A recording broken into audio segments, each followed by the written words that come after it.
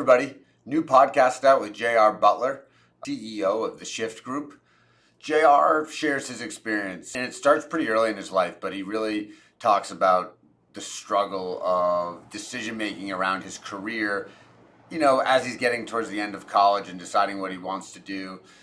Walks us through his journey and ultimately how and why he ended up starting Shift Group, which is a phenomenal mission-driven organization. Definitely check him out. But this podcast I really love because I think the advice is for everyone. We both agree that kind of the follow your passion advice is weak at best. And JR articulates something that he calls the invisible path, which I love. And I've had similar thoughts, but I've never been able to articulate it in quite a succinct manner as him. So check it out. I think it's an excellent podcast, specifically for people struggling to figure out what they want to do in life, as well as good advice on the way he made decisions throughout his career. It's certainly working for him. So hope you love it. It was a really fun podcast to record, so check it out. Mr. J.R. Butler, we're rolling. Welcome to Beers and Careers, my man. Let's Thank cheers. you for having me, brother. Seltzer. It's good to be back in my hometown. That's right. How often do you get out to Marlboro these days? Quite a bit. One of my brothers still lives here, and we got 2 nephews and a niece, so try to get out here as much as I can. And it's heart of the Commonwealth. I love it here. That's awesome. Yeah. That's awesome. Well, I'm here every day in case you need to stop by. Good to know. Grab a seltzer. Beers and Careers. We start off with a little rapid fire just to let people know who you are. What was your first job? My first job was about a quarter mile up the road from where we're sitting right now, and I was a business development associate at a technology reseller that sold like EMC, Cisco, VMware to large organizations. That was my first job, and I met the CEO at the 99 the week before I started. No way. I was going to go to law school, and I just graduated from Holy Cross. I was like a week out with a sociology degree, a minor in art history and sign language. And I needed to dry out. I had a very fun senior spring. And my plan was like, I'm going to go to law school. I'm going to take a year off, study for the LSAT, go to law school. This guy was a hockey guy. So I was telling him this at the bar. I went there with my dad. He knew my dad. He knew my family because of hockey. And he said to me, "That is the dumbest fucking thing I've ever heard." And I was like, "What are you talking about, dude?" And he's like, "Dude, he's like, how much debt do you have right now from Holy Cross?" And I, 6 figures of debt. He's like, "So you're going to do another 200 grand? And then you're going to go be like an associate and like work 80 hours a week? And you're going to be like 35 before you're like net positive money?" Right. And I was like, "Well, yeah, I guess." Yeah. He's like, "Come work for me. I guarantee within 3 years you'll be making 300 grand a year." That's all he said. Wow. He didn't tell me what they did. Good sales pitch. He didn't tell me what they did. And he had a couple guys that worked for him there, and they were all like, "Yeah, dude, he's not full of shit. Like, it's true." I was like, "All right, I'll try it for like 30 hours a week this summer before I moved to Florida in September." And I went in his office the 3rd day I was there, and I was like, "This is what I want to do the rest of my life." Wow. Yeah. Just captivated by sales. Captivated. That's wild. That is what was your first job that wasn't like a real job? Like a paying W-2? Yeah. I grew up roofing. No way. Yeah, my uncle also lives here in Marlboro. He owns a company called the Roof Doctors. Yeah. So that's what you were doing. That was and then I worked for the city of Marlboro in the parking lot at the beach. Yep. Collecting payment for parking. Yep. Spending half of it at right away after. Yeah. Like immediately. Yeah. After. Well, not just what I got paid, but also the parking lot money. Yeah, right.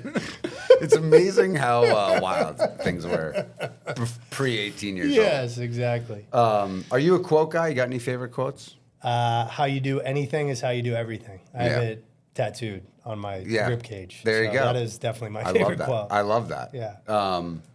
Curse word guy? Favorite curse word? Yeah, fuck. I mean, it's the best. It's the Beers and Careers #1 perennial champion. It is Beers and Careers, but you're not a drinker, right? No favorite cocktail libation. 13 years will be 13 years in August. Unbelievable. But my go-to drink, and this is probably why I don't drink anymore, was Jameson and water. There you go. Yeah. There you go. Yes. Just mainlining. Yes. Just mainlining. Last one, favorite book? My favorite book is Extreme Ownership, actually. By which Jocko? is kind of corny, the Jocko thing, but like No. it's such a good book Yes. for business and for life. That, when I read it, the part, and I don't know the specific details because it's been probably 5 years, but when he talks about somewhere in Ramadi, or I'm probably getting that name wrong, whatever, but he wasn't even like out with the team and something got fucked up. Yeah. And then he was like, this is 100% on me. Yes. It was just like, I was at a point in my management career where I was still really early on. Yeah. And it just hit, I remember it hitting me like a ton of bricks, being like, okay. Yeah. Like I'm doing that. There's a difference between delegation and ownership. When I was a young manager, this is a fucked up story. When I was a young manager, I worked at a venture-backed software company. We were growing like crazy. We had like 29 quarters of year-over-year 100% growth. Whoa. Wild run. Whoa. And the executives were brutal, but they needed to be, right? Like that was the environment. No that way was to the get away. opportunity. Yes. But I did feel like there was a lot of blaming on stuff that like I couldn't control. Mm-hmm. And I bought them all. Extreme Ownership. No. And like they didn't talk to me for No like way. a month. Yeah. Sick move. What a sick move. Yeah, I look back. I was like 31. Like, what a cocky move, dude. Like, But that's a guy destined to be running his own show. Yeah, That's a guy destined to be running. It's like, I'm going to do it my way. yeah, 100%. So you get into tech instead of doing the law school thing, which is an interesting, I mean, that in and of itself is an interesting decision, because we were talking, like, before we started recording, like, the whole foundation of this podcast is, I think that people put a lot of pressure on themselves to know what they need to be when they grow up. And that is not how the real world is operating. And everyone that you're meeting that is loving what they're doing had no idea most of the time it was going to be that way. There's always the guy who knew he was going to be, I'm going to do this, and doctors are generally a decent example 100%, of that. And, yeah. and lawyers, I would put Yeah. kind of in that category Yeah, and, too. to a and degree. athletes are a good example. Athletes are a great example. Entertainers are a good example. These are guys and girls that follow their passion the whole way through. Right. And you see these like graduation speakers, right? You got this like billionaire who goes and speaks at a graduation, and he tells a group of thousands of graduates to follow their passion. Right. And I think it's the worst fucking advice I do too. that somebody can give, because you don't follow your passion. You earn your passion Yes. through hard work and mastering something. And it's usually not sexy, right? Because the same guy who says that to the class of graduates, you look up his background and he made like billions of dollars in plastics. And you're like, okay, dude, were you like in 7th grade show and tell, like Right. talking about polymers? Like, I don't how are think so. these Legos made, and how do I get more? Yeah, I agree with that. My moment of realization of it, though, didn't happen until I was here in management, either going through a tough time or a good time. But my owner said, dude, like, I was like, this is fun right now. And he goes, but you got to recognize what's fun about it. He goes, you would have as much fun if we were selling pencils and paper clips. He's like, it doesn't really matter. We're just enjoying the operation of what we're doing. Right Correct. now. And I was like, oh. And you realize that later in your career, because you had achieved some form of mastery. Yes. You can't enjoy something that you're not really good at, like outside of golf. Right. For me, Yeah, right. Fair. Fair. But golf is a great example, because the reason I love golf is because it's something that I can get better at 40 years old.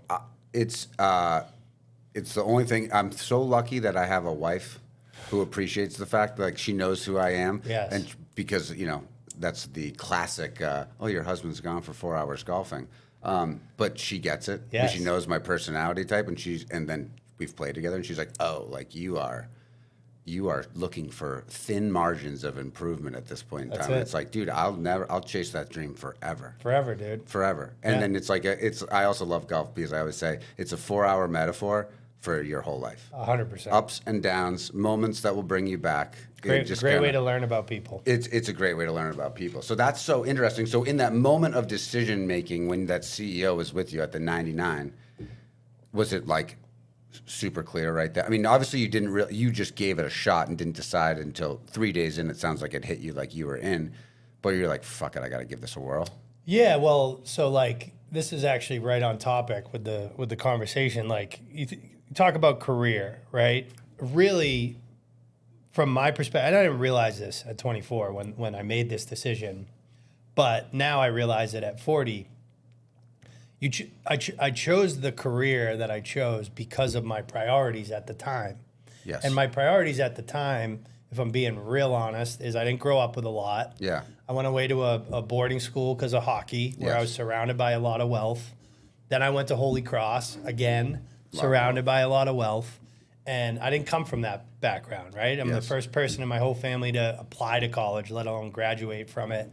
And I had to say no to a lot of stuff from 15 to 24. Mm-hmm. And when I got out, the reason I even wanted to be a lawyer wasn't because I love law. It was because lawyers make a lot of money. They do. Like that's a known thing. Yes. Which is actually not true, but that's a different story. And AI now is going to, I mean, that's a dangerous thing. Yeah. Forget about it. But he knew, and I don't know that he knew this, but his statement about the amount of money that I could make, that's what I was like, He hit you, done. Right. Done.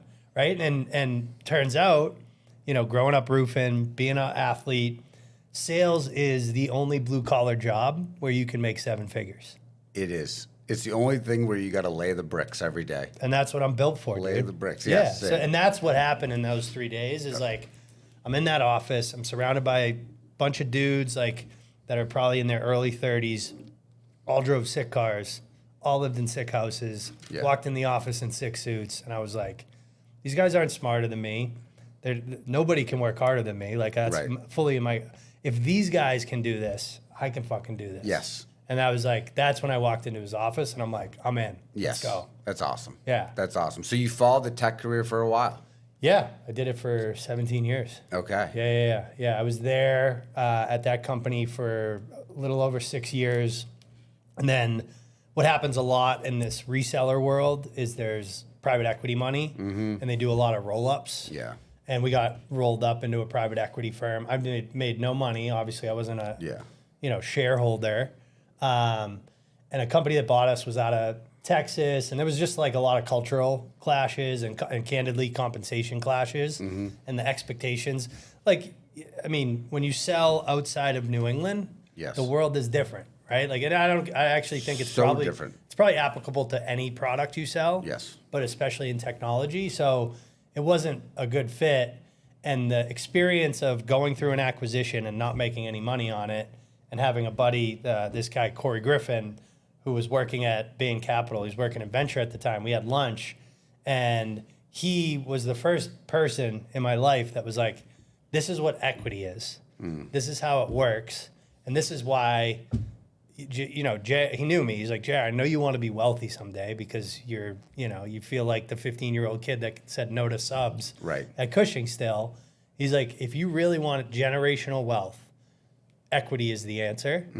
And that's when I got into venture-backed technology. And I spent the next 10 years doing that. Awesome. Yeah. Awesome. And then successful exits out of that? Yeah, $2 billion exit in the first one by IBM. So that was the company that had that great run. Yes. Awesome technology, awesome founder. What was the name of that company?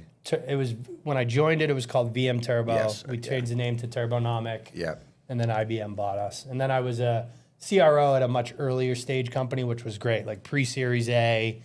I didn't stay. I was there 2 years, helped kind of build the foundation. And that's when I kind of got the bug of like what I do now. And the idea was always boiling, and it was just the opportunity was ripe. And I was at the point where, we talk about ownership.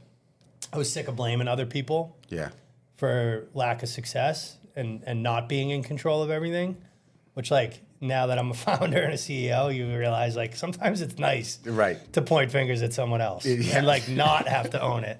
Right? So true. But I just got to that point in my life and my career where I'm like, I'm ready to own it. I think I got an idea that's worth something, and I'm just going to go execute. Very cool. And share with the group now what Shift Group does. Yeah, so we help transitioning athletes and military veterans successfully kind of do some self-discovery, some career discovery, some career upskilling, and then get access to corporate roles across the United States and Canada, and we're starting to break into the UK. Mainly sales roles?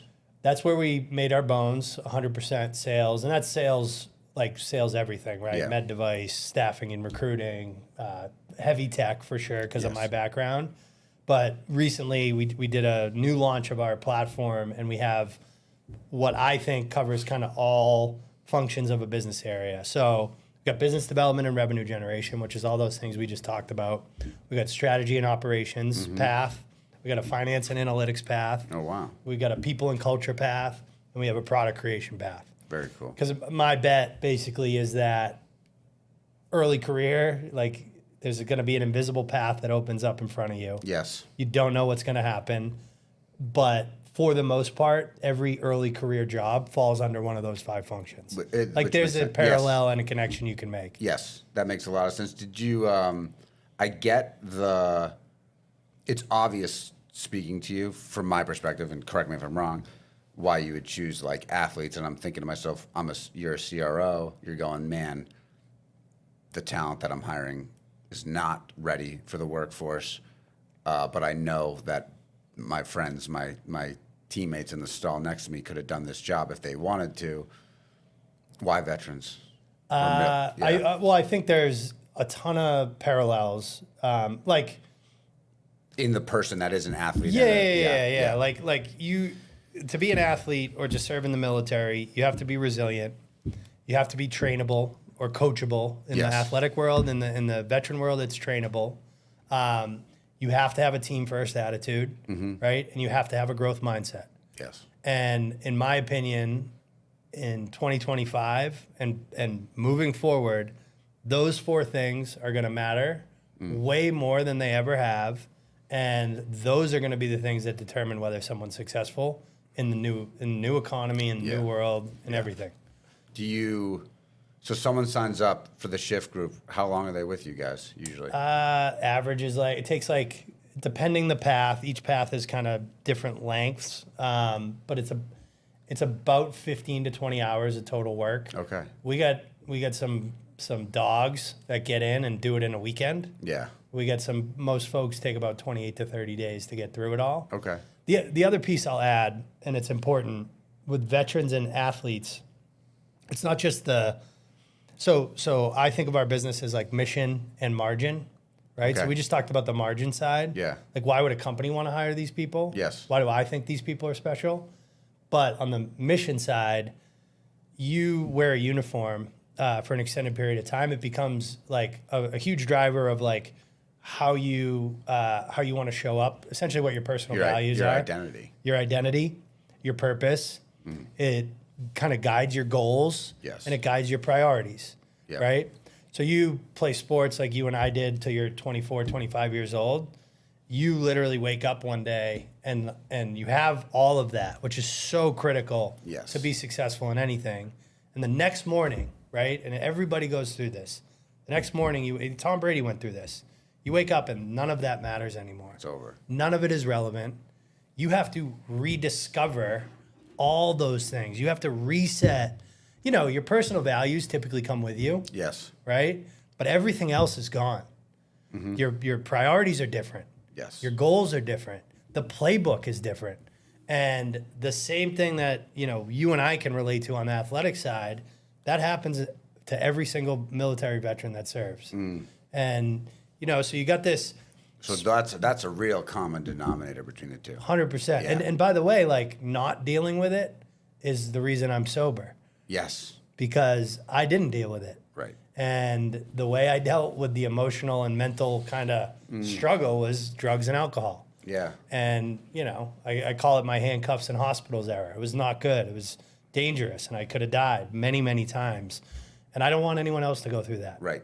It makes a lot of sense, and I think what you're doing, like you started it. I mean, I'm sure you don't even realize it at this point in time, but I was like, "What's Shift Group do?" And you're like, "We help." That was how you started the sentence, and it's like you are helping people, but like that discovery phase is probably, I think, the hardest thing for any athlete at the end of it. And hearing you say that, like, to be perfectly frank, I would guess I was like you. I just wanted to make money. My parents had done well. They were both the first.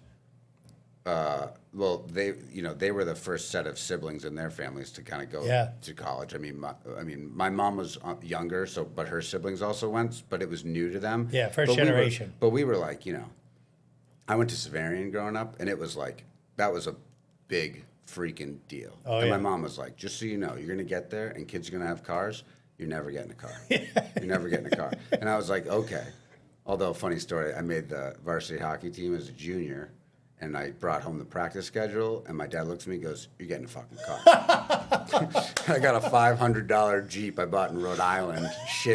Just a shit box. 212,000 miles on it. Oh, my dad's God. like, "I'm not driving you to Dexter at 9 o'clock at night." Oh, that's where you guys practice? Yeah. Oh my God. Dexter. Jesus. But I grew up in Dedham, and I actually worked at Dexter Hockey Camp growing up, so it was only 12 minutes. It wasn't terrible for me. But yeah, kids who grew up in Norfolk or Rentham, that whole Severian contingent, they were like, Franklin? They're like, we're going to Dexter? That's crazy. Crazy. But yeah, right? Same kind of thing. So I was like, I just want to make money. So the point of my story was, I actually probably would say I found purpose at work, but I don't think I truly discovered like who I was until like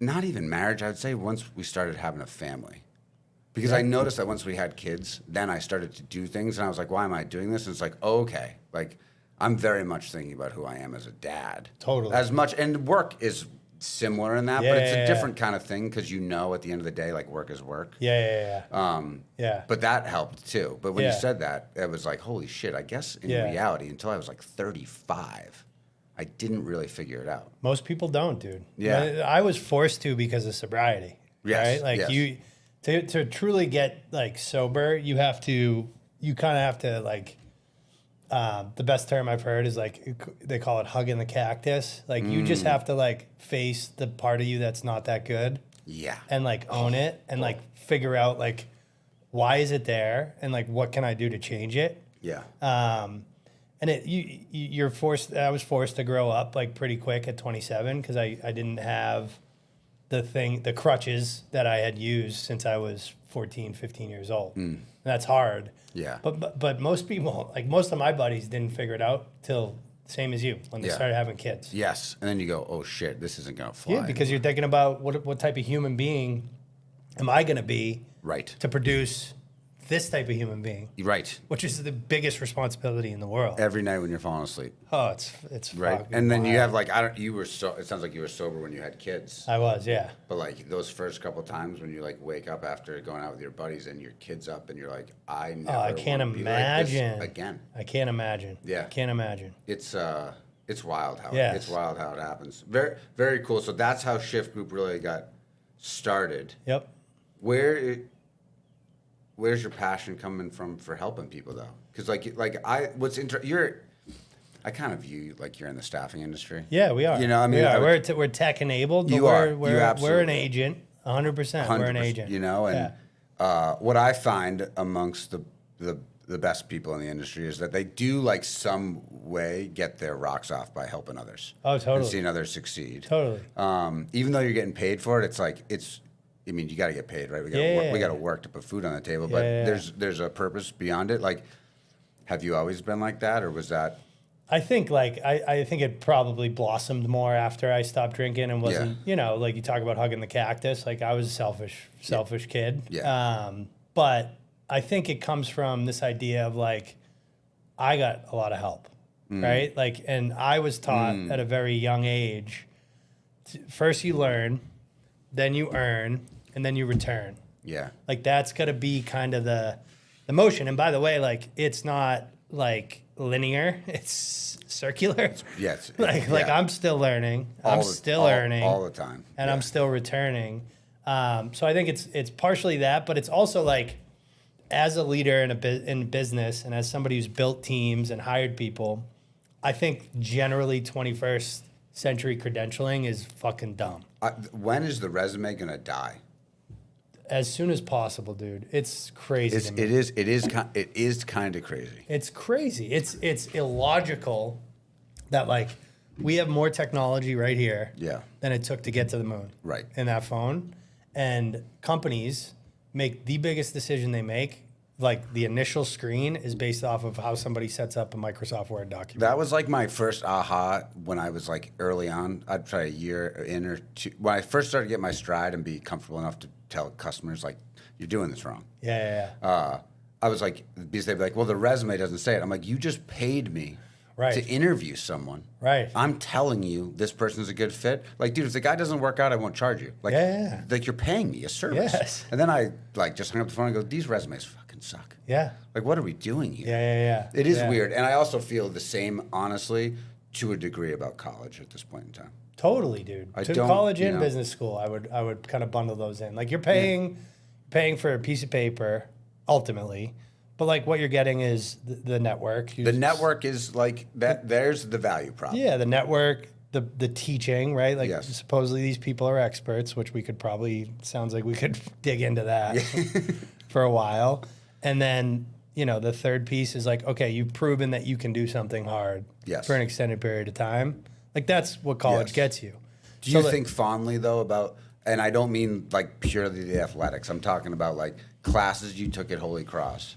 Were there life lessons where you went like, okay, that was probably worth some of the cash? I would say all the life lessons happen outside of the classroom. They did, but I think I would be lying if I didn't say like the skills in the classroom, like critical thinking, critical thinking, working in teams, like writing. I ask you because when I say to myself or to others, man, I don't think college is worth it.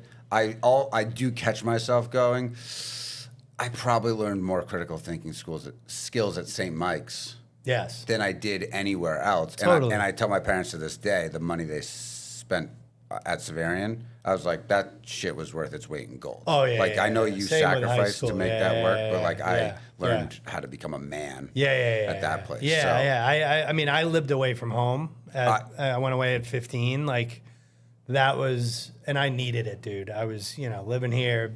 I needed to get out. So like, I totally agree. Like, I'm very fond of and like grateful for both my Cushing education and my Holy Cross experience. Yes. And I use that word experience by design. Yes, 100%. Yeah. But at the same time, probably could have been done in a more cost-efficient manner. Cost-effective, quicker. I mean, I told you my studies, right? Like sociology, I would argue I use a lot. I bet. But sign language and art history, like that doesn't show up too much in my world. I had a couple of cross buddies who were art history majors. It's like, dude, what are you doing? I just wanted to get the right GPA. Exactly, right. It is the truth. It's a. I ask you because we both got young kids, so it's a topic that's on my mind. It's like, where am I spending my money, and how am I educating my kids? Totally, totally, man. It's a challenge. It's really hard. It's really hard because at our age, like what it's for, right? And then you look at the number and you're like, well, what the fuck? Yeah, like that's how much this costs. And I work for an owner who never graduated high school. Yeah, exactly. And he's done super well, but life taught him lessons. Well, the good news is for people that think like you and I is like, there's gonna, like, whether colleges are ready for it or not, like there's gonna be less emphasis on it. I don't know if you've ever read about Palantir, the company, the tech company. They're hiring people right out of high school now. It makes sense. It does. It makes sense. It makes total sense, man. Like, so. Because the kid at 23 and 18, they still have a lot to learn about themselves and about the business world. But I can't argue that the 23-year-old is that much better prepared. No, a good way to learn about yourself is to go and have to like pay rent. Right.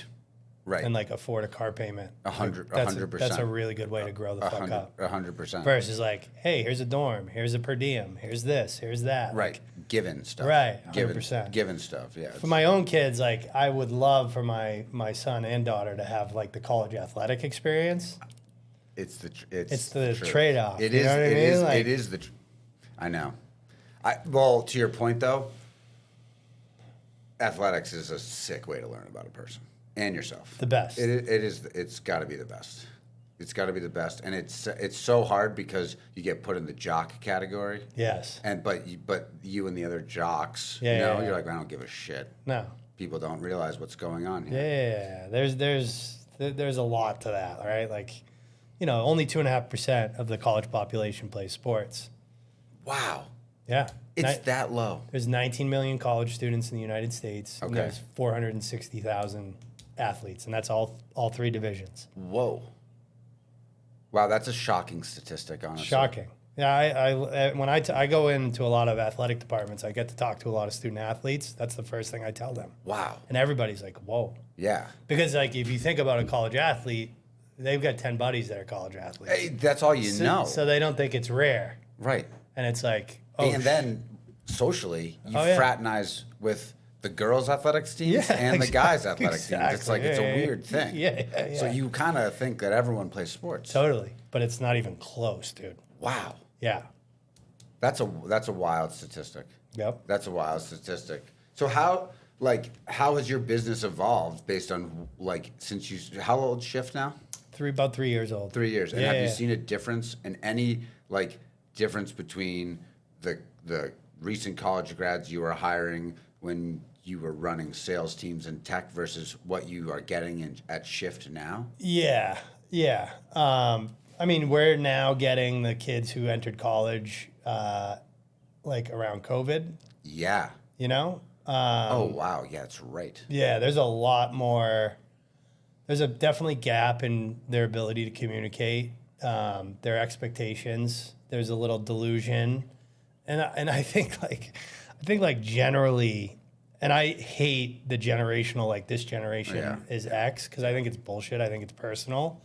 But that being said, I will say there is a general consensus across the audience that we serve, more so on the athletic side than the vet side because they're older. Yeah. That nobody's ever told them to knock it the fuck off. Yeah. Dude, you can't do that. Don't show up to an interview in a fucking hoodie. Yes. And this is basically telling them no. So, and that's hard. That's a hard part of our business because it's free.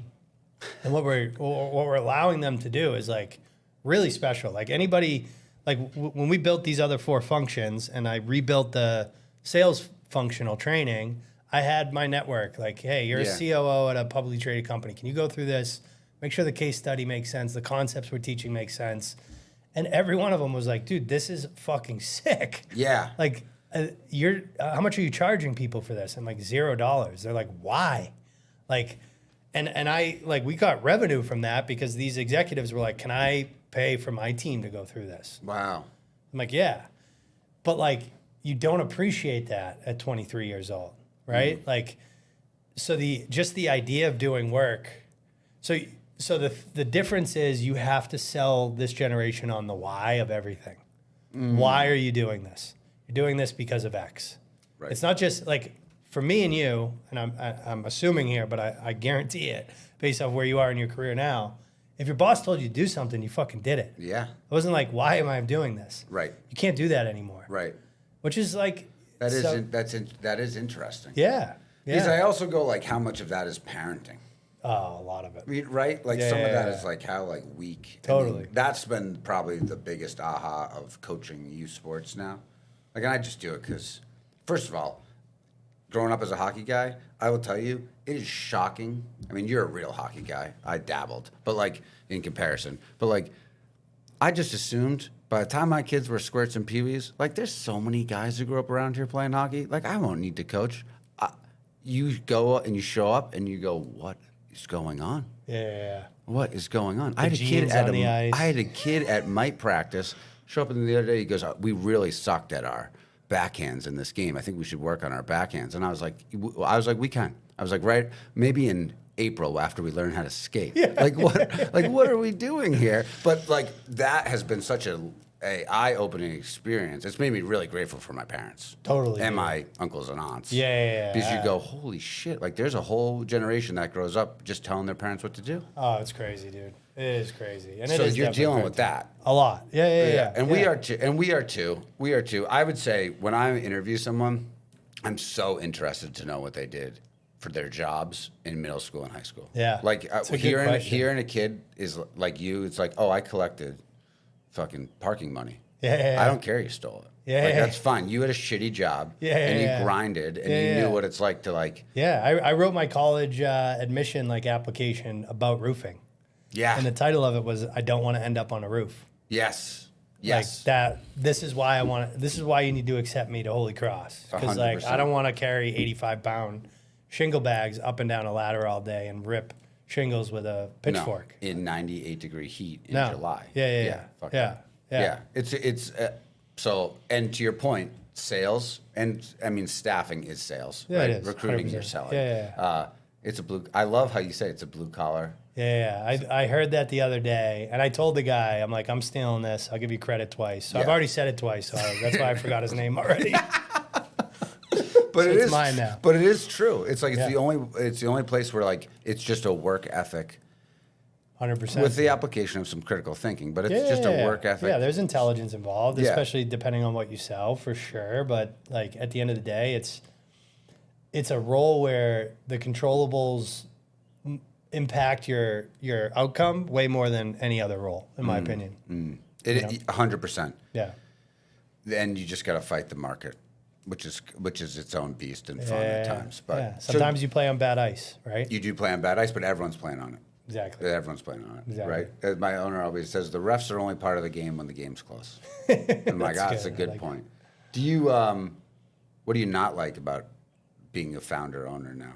The ownership, like, you know, Intensity of it? yeah, it's just like there's nobody to point fingers at, right? Yeah. Like at all. It's if something goes wrong, it's my fault at the end of the day. Which was interesting because it's also the reason why you wanted to do it to a degree. Oh, exactly. But I'm guessing you assumed it would be lonely and maybe lonelier than you assumed. Yeah, it's that. And then the other hard part about it is like you build a team. Like I've gone from, it was me in my now 2-year-old bedroom for a long time, probably 6 to 12 months. And now it's like over 20 people. And, you know, the value of that is I've done every job at the company. Yeah. So like I know what it should look like. Yes. And I know how I did it. Right. But how I did it isn't necessarily the best way, right? So like letting go of certain things has been really hard. Yes.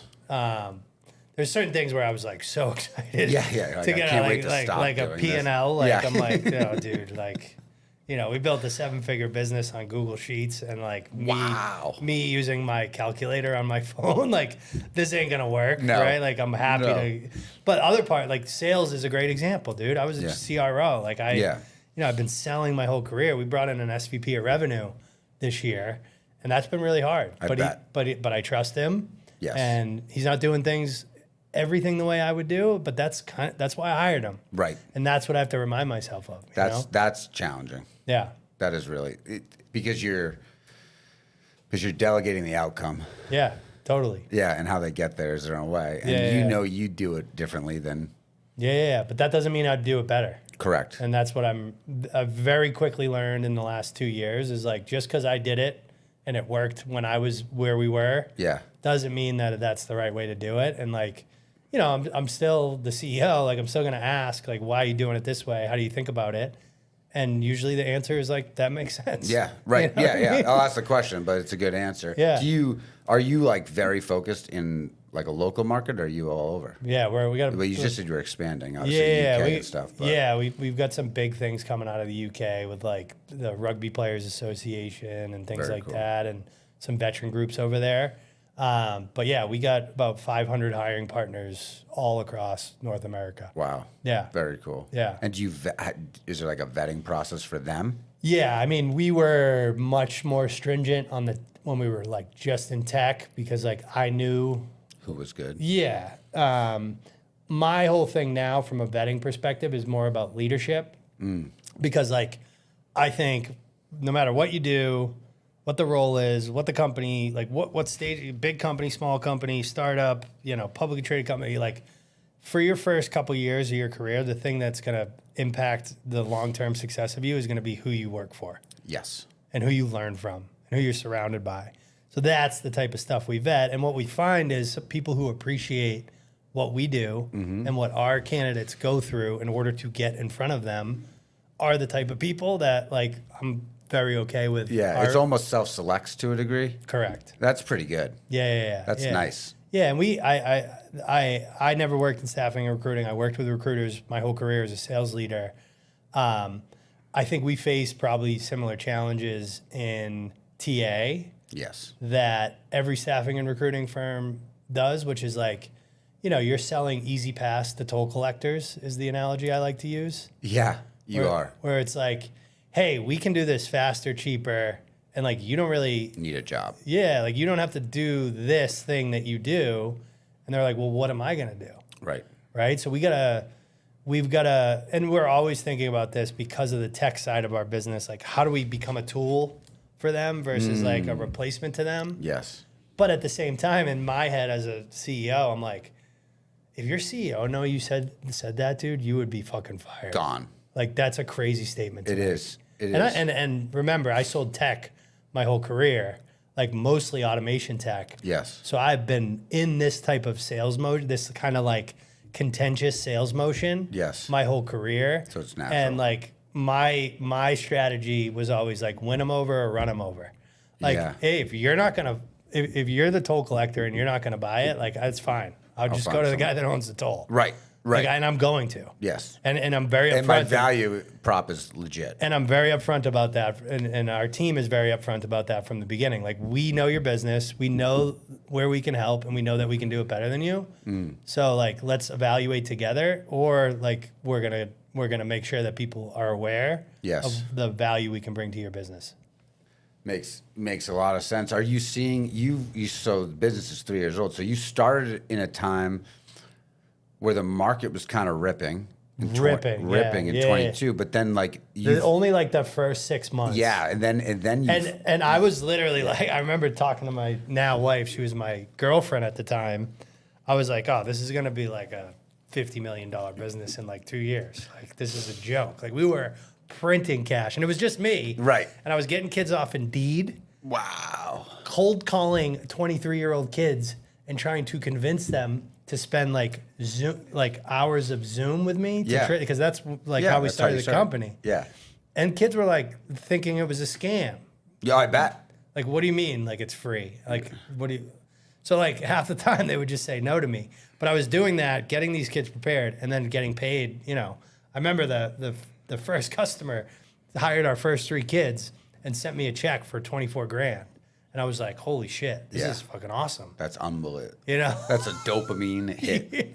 Like hard. Yeah, and to your point, like that first 6 months of 2022, you needed to like fog a mirror. Right. To get a job. And the comps were crazy. It was a wild time. Yeah, and then I think it was like either June or July, I had an office space in Scottsdale that I rented.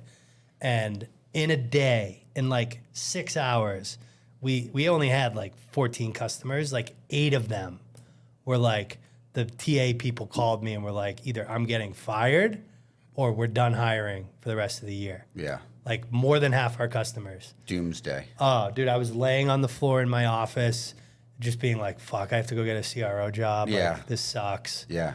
But I was like, fuck so you that. thought for your minute, like your first reaction, sorry. Yeah. It was a terrible use of the English language. Your first reaction was like, shit, this might not work. Yeah. Yeah. Totally. And then I was like, well, fuck that. Yeah. Like, because we were just sales only. And like sales is one of those functions that like is a little bit recession proof. Like, yeah, you need revenue. Full stop. And when you're down, people tend to invest in it. Totally. Too. Yeah. Totally. So the play that I ran was, all right, who has money? Publicly traded companies are out. And we had like a lot. I'm shocked, honestly, by how many publicly traded companies trusted me in that first year. Because, dude, it was me. Like, I got our service agreement off of Google.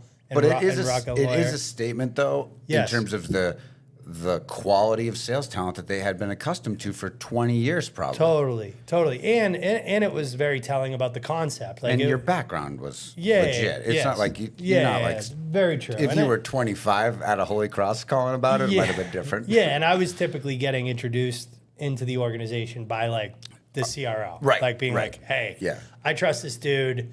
We're going to hire from him. Yeah. Fair. But the play was like, all right, who is growing right now. PE. Anybody who took private equity money and venture money. Yep. So we went right to the firms. Yes. And we said, hey, this is what we do. And guess who is typically like a partner in one of those orgs? Former athletes or veterans. Right. Oh, And they were like, oh, that's a fucking great idea. Yeah. Let me introduce you to here's my 8 portfolio companies we just did Series A's in. They all need to hire a ton of salespeople. Yes. So we started getting, And they all know the quality of the salesperson is going to be dependent on that organization. Yeah. And especially like in early, more so on the venture side, like early stage companies, like there's no playbook. Right. So like that adaptability is critical, right? Like your ability to just get gritty and like figure shit out. That's the only way you survive. That's what I grew up in. Is everyone that wants to go through your training, does everyone, like, do you rule anyone out? They rule themselves out. They rule themselves Yeah, out. they don't do the work. You don't get an interview. Yep. And there's 6 videos that need to be done. Yep. And in order to like figure out how to do that video, you need to do the training before it. Yeah. So I mean, we're getting nowadays like 750 kids are organically signing up every single month. Wow. But only about 250 of them are actually completing the work. Which is kind of like a sales turnover statistic in and of itself. Oh, it's a feature, not a bug. Like I think we can. Yeah, it is a feature. Yeah. Absolutely. I think we can get it better, but we got to balance it, dude. But better might not actually be better. Yeah. This quality is what you're selling. Yeah. That's totally. That's really interesting. And when I say get better, like the selling the why a little bit better, like I'm never gonna reduce the expectation, but sell why it's the expectation. Because of what you're seeing. And by the way, like if we feel like we're doing a good job of that and you're still not willing to do the work, fuck off, go apply online to 200 jobs. Right. Choose your hard. Right. Full stop. Exactly. Exactly. Which is, I mean, you have to be like that. Yeah. There's no, you don't have a choice. So business falls off a cliff that July or whatever. Yeah. And then you pivot to PE venture-backed companies, and has that kind of been where you've sat since? Because publicly traded, I mean, now we're starting to see the haves and the have-nots of the publicly traded companies. Totally, yeah. We've definitely lived in that space pretty much from the jump. What we're seeing now, especially with the growth of the curriculum, like companies that you wouldn't expect, like we're doing a lot with Mass Mutual firms. Yeah. We're doing a lot in like the home services space. Okay. Like medical devices starting to hang around the hoop. Like so those areas where they are big companies, but they're not necessarily like the sexy tech sales job. Yeah. They're realizing they've always realized, like you ask any sales leader, like, hey, what type of characteristics do you look for in new hires? They're always like, well, I like a competitive, like kind of athlete type. Yes. Everyone says that. Yes. Every single person So says sales will always be like a sweet spot for us. And candidly, like, and this is where the transition is important. Like, I think everybody should do a sales job before they do anything else. It makes a lot of sense. Because there's a lot of data out there, dude, that no matter what you do, over 50% of your time is spent influencing and motivating other people to take the action that you want them to take. And I think that when you take that data and you also just think about what a salesperson does every day that isn't the selling, you are liaising with finance, legal. That's what I mean. All the other, like you have to also learn what's important to those people. Yeah. And now you're like, I got like a finance education in my first 2 years there because I was like, holy shit, I didn't realize I was going to have to do this stuff. Exactly. And that, by the way, that goes back to that point we were talking about right before you hit record around like, you love what you do now, but you didn't know that at 23. I call it the invisible path. Like, the goal should be like get into a good organization with a good leader. The goal shouldn't be like I want to do this role. Yes. Get into a good organization with a good leader. And this is why sales, I think, is the best way to start because of the liaison with everybody else. Now, some shit's going to start playing out in front of you. Mm-hmm. You work hard, you pay attention, you ask a lot of questions, and you try to learn every day. And you're going to realize, like, oh, I like marketing is like pretty cool. Gets my motor going, or finance, or people and culture. Like, but the only way you can do that is through that interaction, and the only way you can have that full interaction across the whole spectrum of a business truly is sales. To your point, like your marketing gets my motor going. I had Bob Boudreau on the podcast recently. His comes out on Tuesday. He was the CEO of Winter Wyman. Wow. Great dude. He had a finance background, but he would like finish his work and he worked at a manufacturing company. He'd be like, do you mind if I like go down to the warehouse? Like, I don't understand what the hell they do down there. And he like followed his curiosity, and that's how he learned all the aspects of the business. But it got me back to thinking like what you just said. It's not follow your passion. It's like follow what you're naturally curious about. Totally. Because you're wired for something. You are. You're wired for something, and you're going to figure it out, but you got to be self-aware of that curiosity. It's like... Totally. I mean, what kind of advice do you give? I mean, is the advice that you just gave me what you give to people? Follow the leader, get in somewhere. Yeah. We call it like I use the term invisible path, and we just talk about this idea that like we talk about like in hockey terms, it's like a backhand. Backhands are unnatural. They are. Right?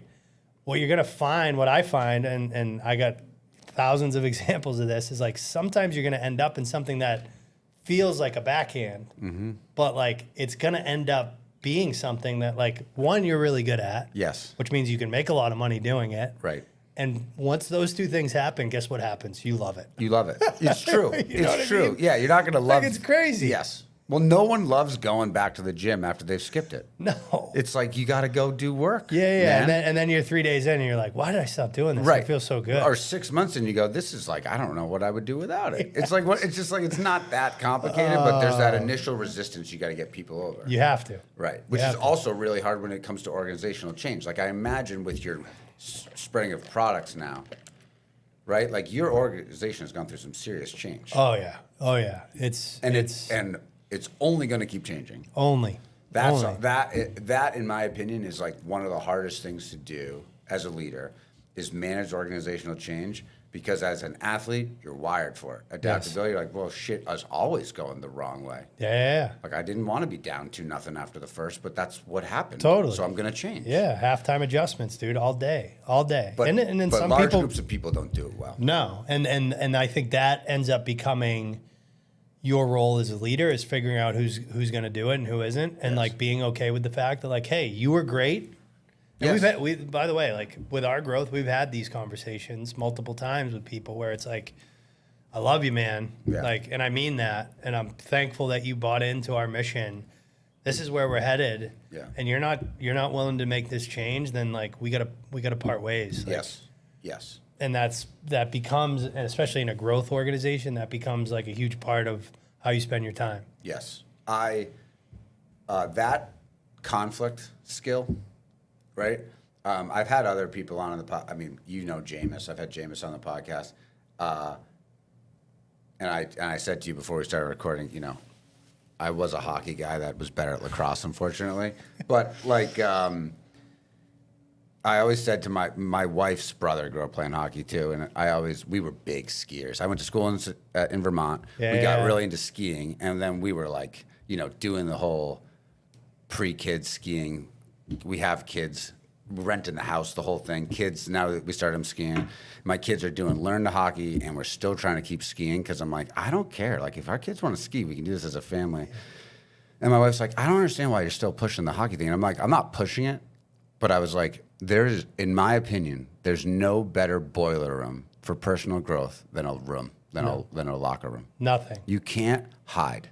Yes. And like now watching kids, like I've got the 2015 team, watching them in a locker room, it's like, dude, like you don't even realize like how much you're learning. You know how much fun you're having. But like you don't realize how much you're learning on how to deal with like social cues. Yes. You can't lie. No. You can't be who you are not in that place because you got to come up there every day for 40 weeks. Yes. And I love talking to hockey guys because it's like, dude, the locker room. Oh, well, this is the thing that, especially, listen, hockey parents you spend a lot of money, you dedicate you make a lot of sacrifices. You do. Right? You do.